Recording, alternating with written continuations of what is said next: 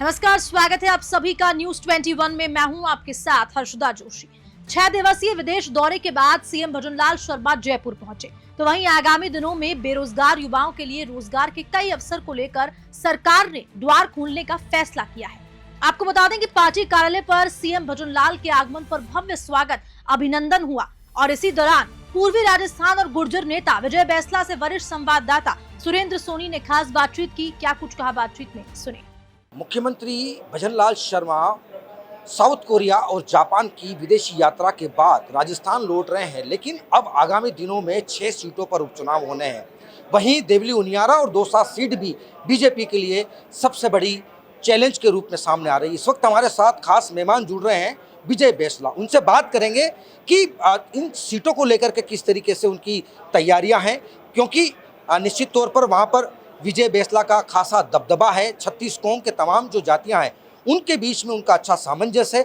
तो ये दोनों सीटें उनके लिए किस तरीके से चुनौती रहेगी। वैसे सब 6 सीटों पर उपचुनाव है, लेकिन सबसे खास बात देवली उनियारा और दौसा सीट, क्या देखते हैं इसमें? देखना क्या है, 2 ही नहीं 6 की 6 सीट भारतीय जनता पार्टी जीतेगी और अच्छी तरह जीतेगी, अच्छा रहेगा।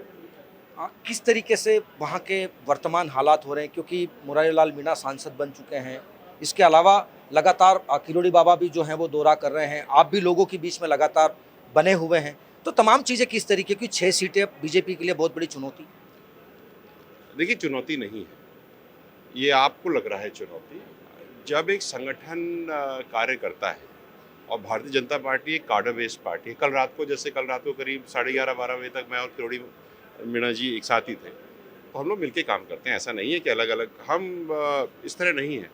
चाहे दौसा हो, चाहे देवली उनियारा हो या कोई अन्य सीट हो, संगठनात्मक तौर से एक सुदृढ़ तरीके से ये इलेक्शन लड़े जाएंगे, जैसे हरदम हम लड़ते हैं। कोई नई बात नहीं है, लेकिन क्योंकि हम अब केवल 6 ही बची है ना 200 में से, तो हमको ऐसा फोकस्ड विजन और व्यू पॉइंट लगता है। लेकिन आपको इतना बता दूं कि we are going to win all the seats, इसमें कोई दो राय नहीं है।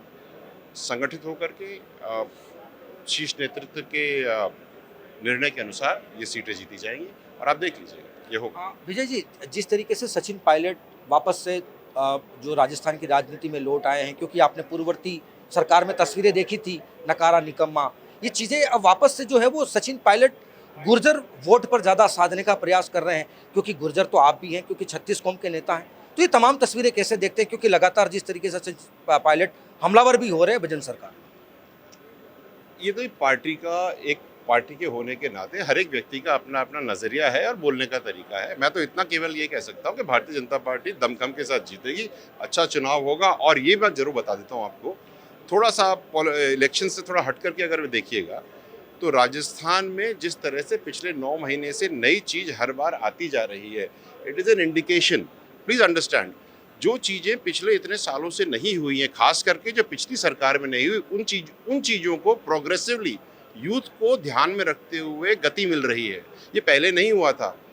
आप यूथ को इस्तेमाल नहीं कर सकते, उसको एक अच्छा भविष्य भी देना आपकी जिम्मेदारी है। From a political perspective it is very important. और ये माननीय भजनलाल जी की सरकार, भारतीय जनता पार्टी की सरकार, ये बखूबी तरीके से कर रही है। और आप इतने दिनों से आप देखते आ रहे हैं, और आप आगे जितना देखेंगे ना, next 4 years also down the line, आपको बहुत ज़्यादा डेवलपमेंट दिखेगा। Specifically the youth, please understand, I will take another minute to explain to you.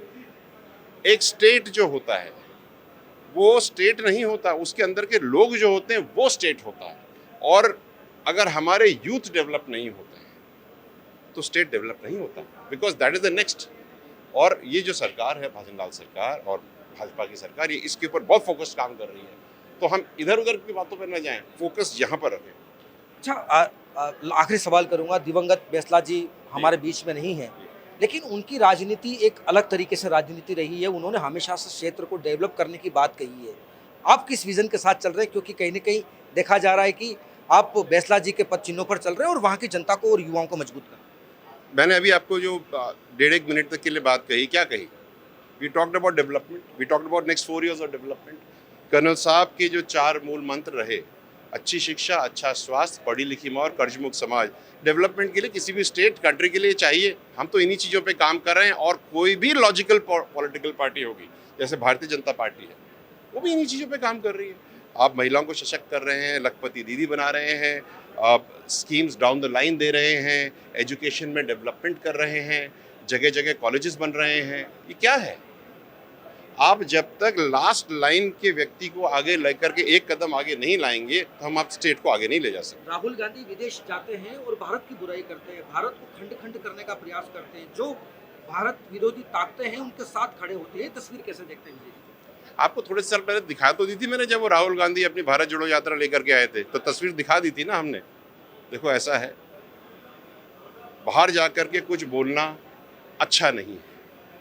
आप राजनीतिक के बाद में हो गए, पहले you are a part of India, और आपको भारत को उस लेवल पर, चाहे घर पे हो, चाहे बाहर हो, या विदेश हो, या बाजार हो, आपको हर जगह you have to keep your country number 1। अगर आप इस चीज में फेल हो तो आप कंप्लीट फेलियर हो। अच्छा, डोटासरा जी कहते हैं कि बीजेपी चुनाव करवाने से डरती है और राहुल गांधी से बीजेपी डरती है। क्या कॉन्वर्सेशन है ये कोई कॉन्वर्सेशन है करने का? अच्छी बातें करो, छोड़ो।